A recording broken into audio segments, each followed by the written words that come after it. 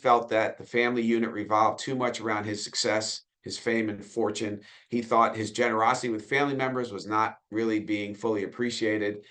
I think Olivia notarized those thoughts. That was her role in it. And one relative of Aaron's told me that he found a comrade in Olivia that basically confirmed the things he was already thinking about. You're tuned in to the Ross Tucker Football Podcast, guiding your gridiron journey, none other than your host, former NFL lineman, Ross Tucker. Oh, yeah, it is.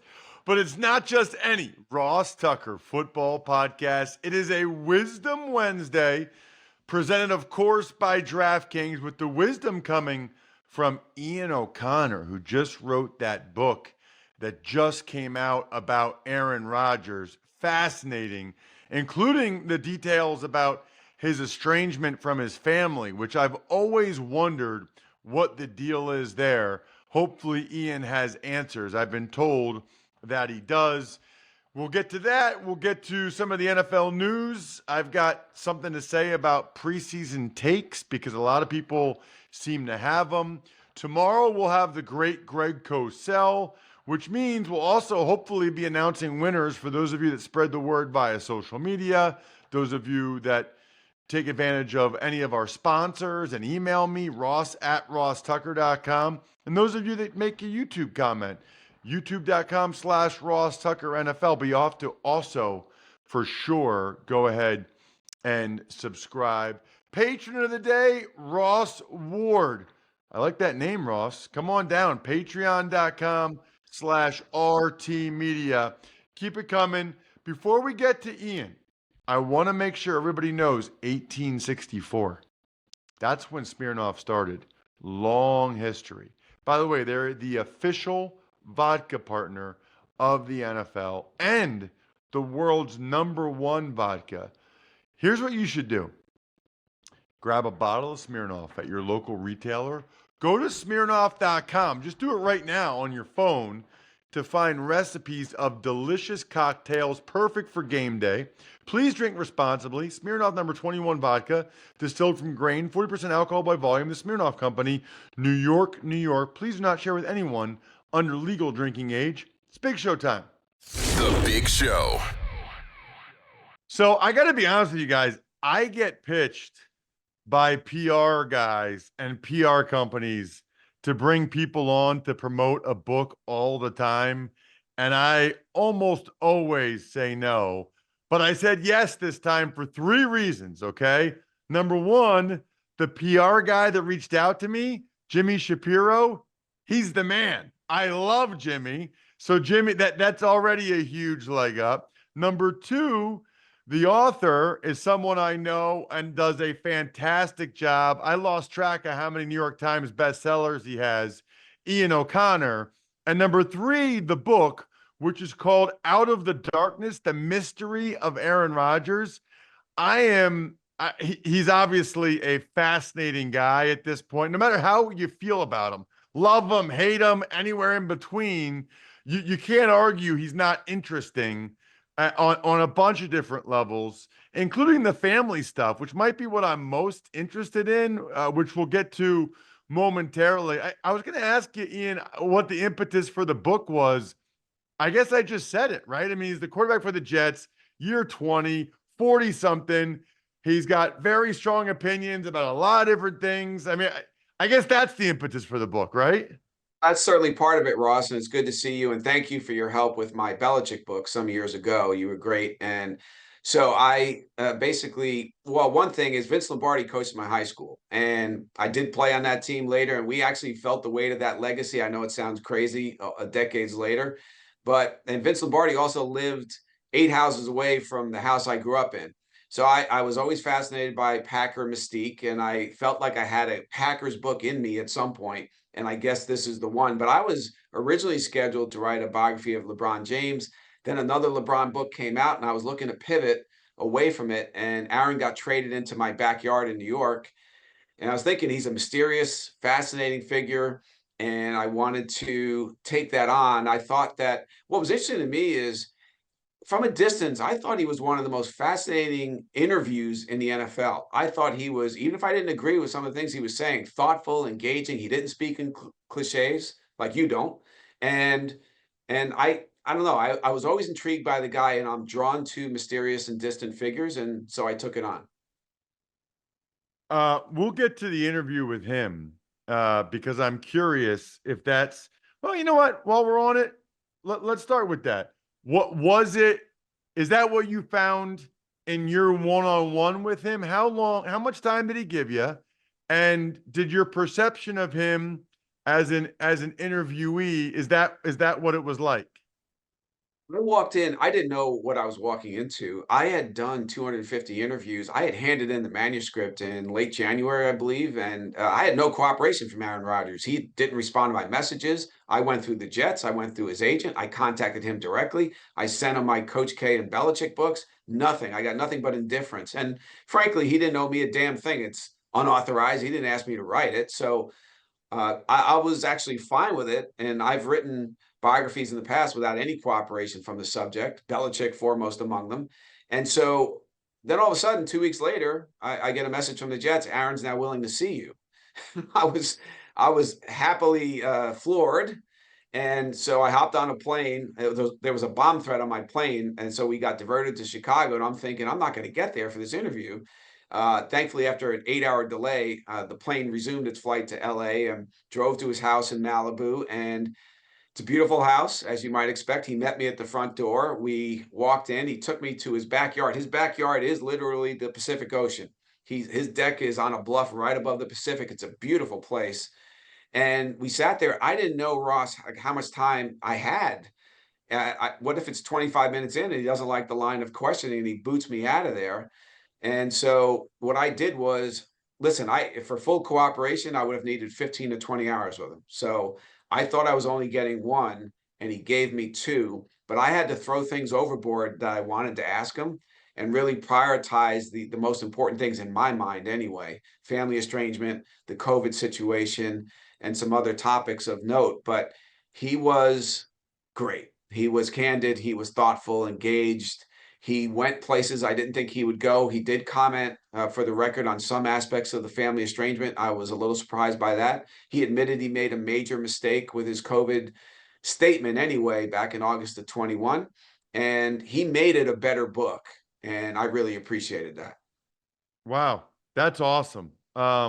Let's dive into the family estrangement because it's so interesting, Ian. I got to be honest with you. That's always been the most fascinating aspect of him to me. And right or wrong, I don't know his family at all. I don't know what happened. You're about to tell me, but I feel like his whole career, the fact that I've known he's estranged from his family has sort of, I don't want to say tainted, but those are the lens through what I've seen, through how I viewed him, right? Like the type of person that doesn't talk to their parents, like, really? How does that happen? So you tell me, because I don't really care very much about the football stuff. Maybe we'll get into the COVID stuff, but this is the stuff that I was really curious about. Yeah, and it's a sad story. I think a lot of people have issues inside their families. I come from a big Irish Catholic family. We've had our share. This one is extreme. And so I went in thinking there was one defined reason or issue or development that caused it.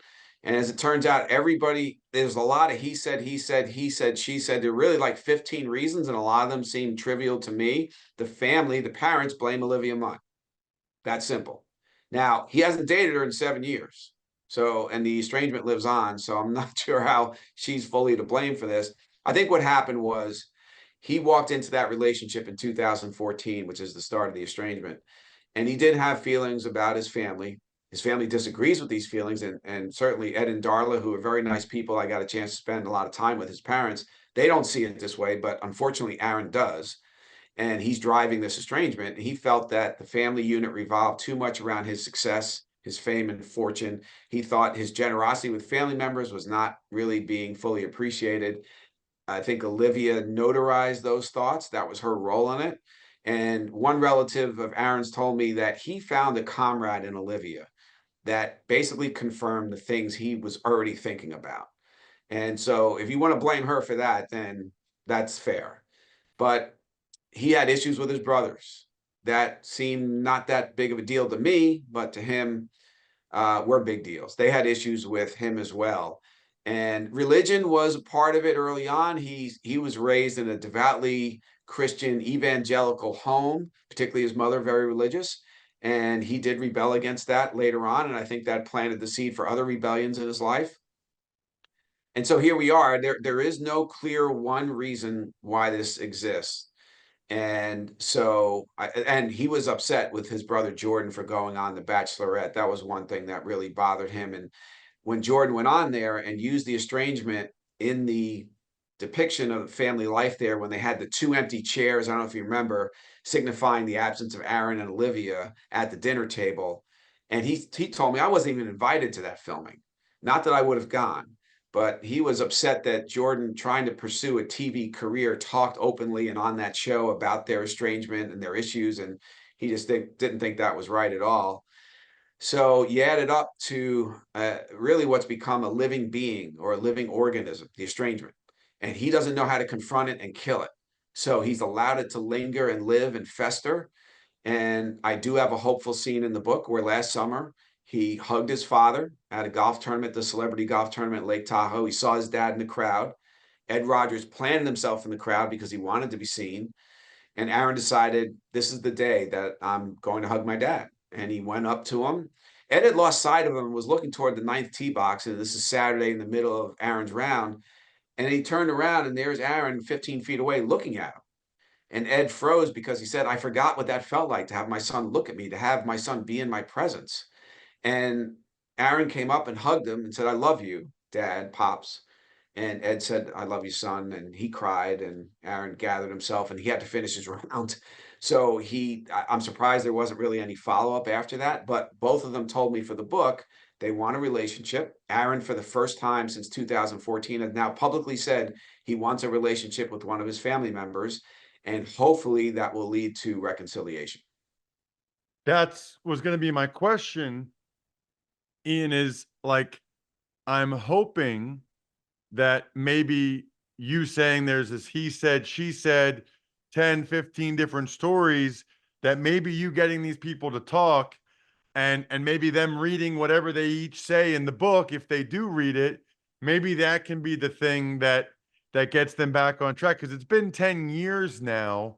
And I mean, easy for me to say, and like you, we all have our own family issues, right? Family dynamics, but man, it just it seems like such a shame. You know, you work so hard to get to this point, and none of the things that you said, and again, easy for me to say, but none of the things that you said seem like total deal breakers to me, right? Like there are things, right? You can think about physical abuse, or like there are things that I feel like you can say, okay, yeah, you're gonna have a tough time coming back from that. But the way you described it, okay, I can see a family unit um revolving too much around someone that's as prominent of a figure as him, and I can see them. That happened a lot. I mean, Kobe Bryant and his parents had issues about, they were like selling his, I live near Philly. They were like selling his old gear, and they didn't feel like he was as generous as he should have been. And he felt like he was plenty. I think this happens more often than we realize. Yeah, and it's listen, it's a sad story. And I did spend time, his brothers, Aaron's brothers, did not talk to me for the book, Luke and Jordan. And I wish they did, but they didn't. And Ed and Darla, nice people, and I felt for them as a parent. And I hope in some strange way that this book will help. I really hope it doesn't hurt the possibility of reconciliation.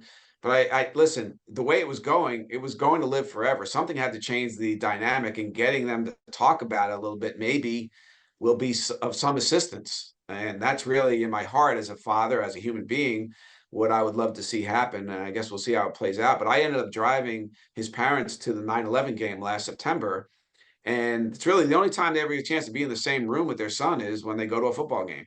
It's a big room, right, with 80,000 other people, but at least they're in the same building with their flesh and blood. And of course, when I drove them to that game, we had no idea what was about to happen 4 snaps into the New York Jets season.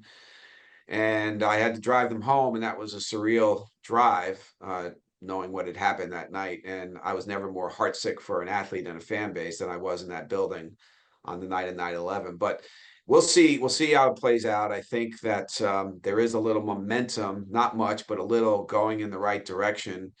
And it'd be great if Aaron could win a Super Bowl with the Jets this year or next year, because I do think he'll play at least 2 more years, and his family could enjoy it on the field with him. I mean, So that's so this. they don't talk, Ian, No. but they go to some of his games. Yeah, they not many. I think Ross. They went to some home openers in Green Bay at Lambeau, and they went to the home opener on 9/11 last September. I do believe they'll go to the home opener this year against the Patriots, week 3. So that's about it. I think they might have gone to 1 or 2 other games, but again, it's the only time they're in the same place with Aaron. And Aaron grew up. He wanted to be his dad. He was obviously a 49ers fan where he lived in Chico, California, north of Sacramento, and he wanted to be Joe Montana or Steve Young, but really his idol was his father. He said that in college, and he wanted to be his dad. So I think the road to a reconciliation runs through Ed Rodgers, and I think that should happen soon. I wish I could, as a journalist, you're not really supposed to get involved. So I don't, I would like to as a human being, but I feel like there might be a way I could help, and I've tried to hold back, but I just hope it organically happens. Does he have close relationships, Ian? It seems to me like there's a lot of times it's new friends or he's by himself. Does he have close relationships with people? Like, do people like him? Oh yeah, yeah. He's got Ross. He's got loyal friends from. He grew up in Chico, California, but he spent a few years of his childhood in Oregon, and he's still close to people from his Oregon childhood and from California. And some of those guys on the West Coast flew out to New York last year for his 40th birthday party in Manhattan, and they rave about him, how he is with their kids. He wants to be a father, and that's the next stage of his life, is fatherhood. And there are family members who think like if he had kids already, maybe this estrangement might have ended. And just because he would feel what it's like to be a dad, and imagining what it would be like if my son or daughter never talked to me and how painful that would be. But Aaron is great with kids. I've heard that from all of his friends who have children, and I've seen it too. And so he wants very much to be a dad. He told me, I want to be responsible for somebody else's existence. I want to know what that feels like. So I expect after his career ends in the next 2, 3 years, he gets married, he has 2 or 3 kids, and who knows what that will lead to, but it'll be interesting to see. The perception I have of him, Ian, or that some people have told me, is that he thinks and sometimes acts like he's smarter than everyone else. Is that fair? Yeah, not fair. He does. And he's a smart guy. He got 1310 on his SATs. I'm not ashamed to admit that was better than my score. So I guess he's a little smarter than I am, at least, if not a lot. And I think he does like to show off his intelligence, and he does like people talking about him. He does like creating news cycles. And so oftentimes, though, he'll get himself in trouble by trying to be or to show you he's the smartest person in the room instead of just letting his intelligence carry the day. And so, yeah, that is certainly a factor in his public life where he's in trying to outsmart people, he's actually hurt himself. For instance, the COVID thing in 2021, August, at the press conference, Aaron, are you vaccinated? Yeah, I've been immunized. Those 4 words changed his whole life, and they were unnecessary. And I told him, if I were calm sitting in that room, I was vaxxed, but if you said your truth at the time, you were allergic to PEG and Pfizer and Moderna, and you were concerned about Johnson and Johnson side effects, I would have found that to be a somewhat reasonable position. And I can't guarantee it, but I'm pretty sure I would not have hammered you in my column that day, and you would have gotten less than half the criticism you got when the truth came out in November. And he doesn't admit too many mistakes, but he did admit that mistake. He said, I should have just told the truth, and that hurt him, and I don't think he's really recovered from it. Um, this came out, I think, after you were done with the book. But like the whole Egypt unexcused absence thing, just kind of your opinion on that, Ian, because I know that probably came out after you did all the research, but just Yeah. just kind of your thoughts, since that's the most recent thing. I don't think it's a big deal, but I think it's a deal. Anytime you're the leader and the captain and basically the franchise player, and there's something mandatory, you should be there. Aaron gave back $35 million to the Jets to help them on the cap last year. So I think he can afford the change fee that would have been required to change that trip by 3 days or whatever it was. And I think he could have gone to the two practices and also gone to Egypt. But he was not excused, and people ripped Robert Saleh for how he handled it. I'm not sure how Saleh was supposed to handle that. Aaron put him in an impossible position because he can't set a precedent where it's okay to miss mandatory stuff. It's just a bad thing for the rest of the team. But I don't think his teammates, honestly, Ross, I don't think they cared because he has been so good for 2 straight summers. He's gotten all the voluntary stuff, all of it, and all the mandatory stuff except for these two practices. And that is when you sign up, when you're Aaron Rodgers' employer, this is what you sometimes have to deal with. Now, Green Bay got the upside of Aaron Rodgers and later in his career, the downside. The Jets, being the Jets, they only have gotten the downside. And Jimmy Kimmel, that thing, the conspiracy theories, Egypt, uh, the RFK Jr. thing, which then led to the CNN Sandy Hook report. The Jets have gotten all that downside and none of the upside. So this year they're due for the upside on the field of a first ballot Hall of Famer. Check him out on social media. He's a Hall of Fame writer at Ian_O'Connor. Out of the Darkness, the mystery of Aaron Rodgers. Sounds fantastic, Ian. Thanks so much for the time and coming on the show. Thanks for having me, Ross. Appreciate it. That was awesome. I hope you guys enjoyed that as much as I did. Now I got to read the book, and now you guys got to get the Game Time app on your phone if you haven't already. I'm just looking at my game this weekend in Philly. Right now, it's down to $29. Eagles hosting the Vikings. Listen, a lot of young kids, like 10 and under, they don't even know the difference between preseason and regular season. So this is the game that take your whole family to. And I said this on the Even Money podcast yesterday, but this is pretty cool. There's a Hot Wheels Monster Trucks rally on Saturday at the Wells Fargo Center. So you can double dip. You can dip and then dip again on the Game Time app. Download it, create an account, use code ROSS for $20 off your first purchase, whether you want to go to the game, the monster trucks, or any of the concerts they've got going. Terms apply, but again, create an account, redeem code ROSS for $20 off. Download Game Time today. Last minute tickets, lowest price, guaranteed. Speaking of guaranteed, I guarantee I'll be drinking some Labatt Blue Lights this weekend, hanging out with friends Friday night, Saturday night, deleting some Labatt Blue Lights, living life to the power of we. Always enjoy responsibly. Beer. Labatt USA, Buffalo, New York. Tuck's Takes. All right, Ross, do you have any thoughts or takeaways from the preseason Week 2 lineup and any action before we get to Week 3? I don't really even remember everything that happened preseason Week 2, other than a lot of people having a lot of takes out there. So I'm actually going to make this my take this week, my Labatt take of the week, presented by Labatt Blue Light, the pristine Canadian Pilsner. Enjoy your beers together so you can live life to the power of we. Always enjoy responsibly. Beer, Labatt USA, Buffalo, New York. You're both wrong.